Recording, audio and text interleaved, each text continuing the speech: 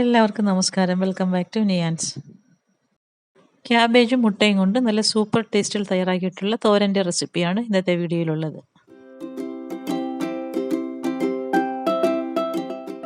ഇത് തയ്യാറാക്കുന്നതിന് വേണ്ടി ഞാനൊരു പകുതി ക്യാബേജാണ് എടുത്തിരിക്കുന്നത്. പുറത്തുള്ള തോടൊക്കെ 2-3 ലെയർ ഇളക്കി കളഞ്ഞതിന് ശേഷം നന്നായി കഴുകി വൃത്തിയാക്കി എടുത്തിട്ടുണ്ട്.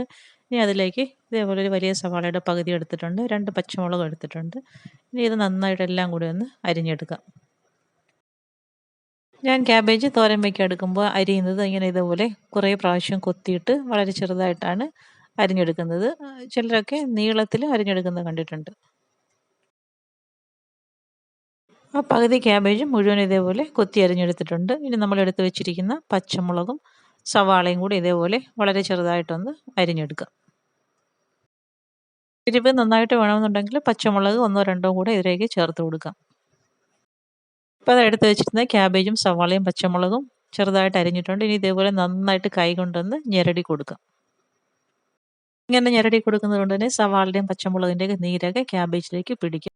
ഇനി ഇതിലേക്ക് ചേർത്ത് കൊടുക്കാനുള്ള മുട്ട തയ്യാറാക്കി എടുക്കാം. അതിനുവേണ്ടി 2 കോഴിമുട്ട ഒരു ബൗളിലേക്ക് ഒഴിച്ചു കൊടുക്കാം. പിന്നീട് അതിലേക്ക് ആവശ്യത്തിനുള്ള ഉപ്പും കൂടി ചേർത്ത് കൊടുത്ത് നന്നായിട്ടൊന്ന് ബീറ്റ് ചെയ്തെടുക്കാം. മുട്ട ഇതേപോലെ ഫോർക്ക് ഉപയോഗിച്ച് നന്നായിട്ടൊന്ന് ബീറ്റ് ചെയ്തെടുത്തതിന് ശേഷം നമ്മൾ തോരൻ വെക്കാൻ എടുക്കുന്ന പാത്രത്തിലേക്ക് തന്നെ ഈ മുട്ട ഒഴിച്ചു കൊടുത്തൊന്ന് ചിക്കിയെടുക്കാം. തോരൻ വെക്കാനുള്ള പാത്രം അടുപ്പിലേക്ക് വെച്ച് കൊടുത്ത് എണ്ണ ഒഴിച്ചു കൊടുത്തിട്ടുണ്ട്. നന്നായിട്ടൊന്ന് ചൂടായി വരുമ്പോൾ ഉടച്ചൊഴിച്ച മുട്ട ഇതിലേക്ക് ചേർത്ത് കൊടുത്തതിന് ശേഷം നല്ലതുപോലെ ഒന്ന് സ്ക്രാമ്പിൾ ചെയ്തെടുക്കാം. ക്യാബേജ് വളരെ ചെറുതായിട്ട് അരിഞ്ഞെടുത്തിരിക്കുന്നത് കൊണ്ട് തന്നെ മുട്ടയും ചെറിയ ചെറിയ പീസസ് ആയിട്ട് സ്ക്രാമ്പിൾ ചെയ്തെടുക്കുന്നതാണ് നല്ലത്.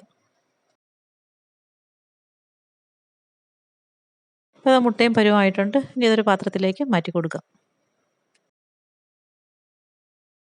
ഇനി അതേ പാത്രത്തിൽ തന്നെ കുറച്ച് വെളിച്ചെണ്ണ ഒഴിച്ച് ചൂടായി വരുമ്പോൾ അതിലേക്ക് കടുക് ഇട്ട് കൊടുത്ത് പൊട്ടിച്ചെടുക്കാം. അതിൻ്റെ കൂടെ തന്നെ വറ്റൽമുളകും കറിവേപ്പിലയും കൂടി ഇട്ടൊന്ന് മൂപ്പിച്ചെടുക്കാം.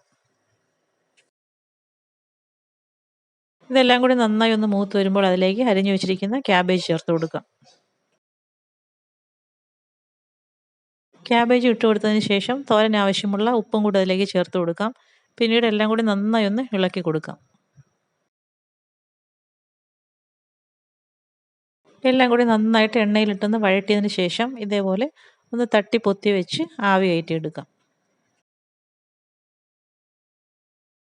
ഇങ്ങനെ വെച്ച് കൊടുത്തതിന് ശേഷം ഫ്ലെയിം നന്നായി സിമ്മിലാക്കി 1 മിനിറ്റ് ഒന്ന് ആവി കയറ്റിയെടുക്കാം. വളരെ പെട്ടെന്ന് തന്നെ ക്യാബേജ് പരുവായി കിട്ടും. 1 മിനിറ്റോളം ഫ്ലെയിം നന്നായി സിമ്മിലാക്കി ഇട്ടതിന് ശേഷം തുറന്നിട്ട് ഇതേപോലെ നല്ലതുപോലെ ഒന്ന് ഇളക്കി കൊടുക്കാം.